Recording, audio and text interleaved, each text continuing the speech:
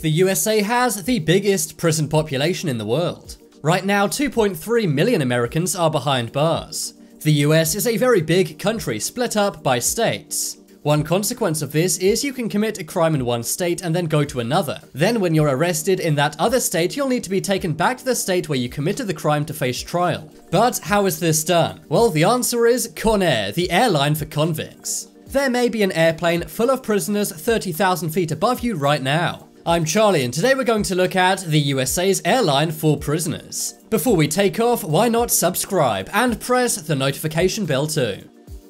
ConAir is the nickname for the Justice, Prisoner, and Alien Transportation System. UFO enthusiasts don't get excited. In this context, alien means someone who's illegally in the USA, not a green creature. All of the most notorious criminals fly on this airline. That includes gang members, people who sell substances, people who have taken others' lives, people who have kidnapped others, and also just general psychopaths. Now, certain super high-profile criminals, for example El Chapo, are taken in a private plane or helicopter. But unless you're literally public enemy number one, you will be flying on ConAir. This airline only has 3 planes. But every year they move nearly 300,000 criminals around the country. There are many reasons why someone may be on ConAir. They may have been found to be in the USA illegally, so are being sent back to where they came from. Also, the USA has extradition deals with other countries. This means if you commit a crime in your country and flee to the US, they can send you back to that country. Sometimes inmates are also being moved around to different prisons. For example, if they caused a prison riot or injured a guard. And some criminals have court dates in other states.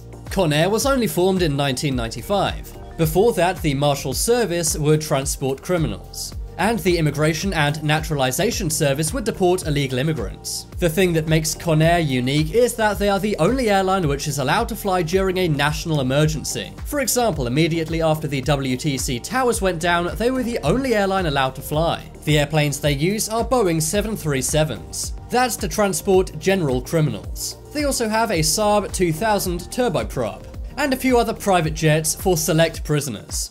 Now, you may be thinking, what if the prisoners go crazy and start a riot on this plane? Surely they could hijack the entire thing and take it down, right? Well, that actually was the plot of a movie named ConAir featuring Nicolas Cage. But thankfully that movie could never come to life. For every 200 prisoners on a plane, there must be 12 US Marshals. All of these Marshals are trained as flight attendants. This means they know exactly how to respond in any kind of emergency. The prisoners also all have handcuffs, and some have belly chains as well. They also take extreme precaution when it comes to a seating plan. It's not like a normal commercial airline where you just rush on and hope to get the best seat. Before any criminal gets on, their background is screened. This means if 2 prisoners don't like each other or they're in a rival gang, they will be seated far away from each other, and a lot of the time on a totally different flight. The male and female prisoners are also separated. The males sit at the back of the aircraft, while the women sit in the front. Then the US Marshals are scattered around, but are mainly in the middle. Funnily enough, the women are in the most dangerous part of the plane if it were to crash. The Marshals are also equipped with defense. They have pistols and shotguns. The Marshals' guns are loaded with hollow point bullets. This means if a bullet is fired, it reduces the chance of the aircraft getting a hole in it. Every day about 700 inmates are flown around. But what's it like being a prisoner on one of these airlines? The prisoner being moved is given absolutely no warning. They can't say goodbye or anything. They're simply woken up in the middle of the night and removed from their cell while everyone else is asleep. They also release no details of this to the public. Otherwise, it would be easy for a criminal's friends to try and break them out and sabotage the flight. The prisoners sit in normal seats. This means if there was a plane crash, there could be scope for prisoners escaping. The prisoners pretty much take a normal flight, just like you or I would. The only difference is they don't wear a seatbelt. That is because on board they're already wearing handcuffs and sometimes belly chains. Sometimes the most dangerous prisoners also wear ankle chains. These are double and sometimes even triple locked. Some inmates even have to wear face masks in case they bite or spit. Another confusing thing about being a prisoner on this airline is you have no idea where you're going. It's like stumbling onto a plane drunk. You don't know where you're going to end up when you land. The prisoners are not told this, so they can't tell anyone on the outside. The entire operation is incredibly top secret. Also, if you think TSA goes too far, then try flying on ConAir. The prisoners are all searched incredibly thoroughly, and this includes a search of their interiors, if you know what I mean. According to people who have been on ConAir, many of the prisoners get quite scared when they fly. For many prisoners, it's their first time ever going on an airplane, so they're quite nervous. Also, if you need to use the bathroom mid-air, then you need to do it in front of one of the marshals. This goes for number 1s and number 2s, which is pretty embarrassing. These flights can also be very, very long and boring. There's no in-flight movies or entertainment whatsoever, and the flight often makes a lot of stops along the way. That's because paperwork needs to be done and new inmates need to be picked up. Frankly, considering how much these flights cost, the service ain't great. One ticket on ConAir is a lot more than a normal plane ticket. It costs around $1,540 per flight per person. In 2017, 849 inmates were transported from Hawaii to Arizona, and this one flight alone cost $1.3 million.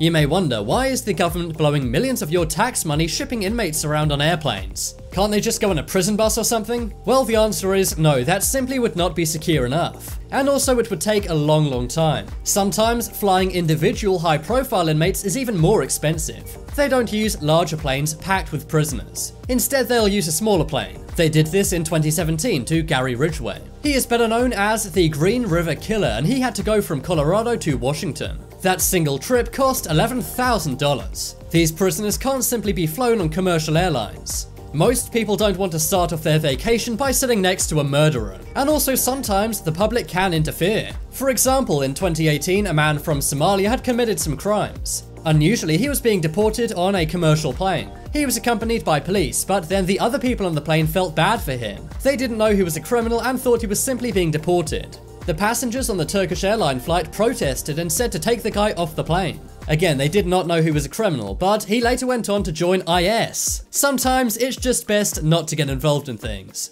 But there we go, that's why ConAir exists and what it's used for. But now it's time to make your voice heard. Do you think ConAir is a good idea, or should prisoners be flown on normal commercial flights with police accompanying them? If you want some more awesome videos, then check out my second channel. But as always, thank you for watching. There's some more videos you may like on screen right now. Leave a like if you enjoyed, and if you haven't already, what are you waiting for? Subscribe to Top 10s.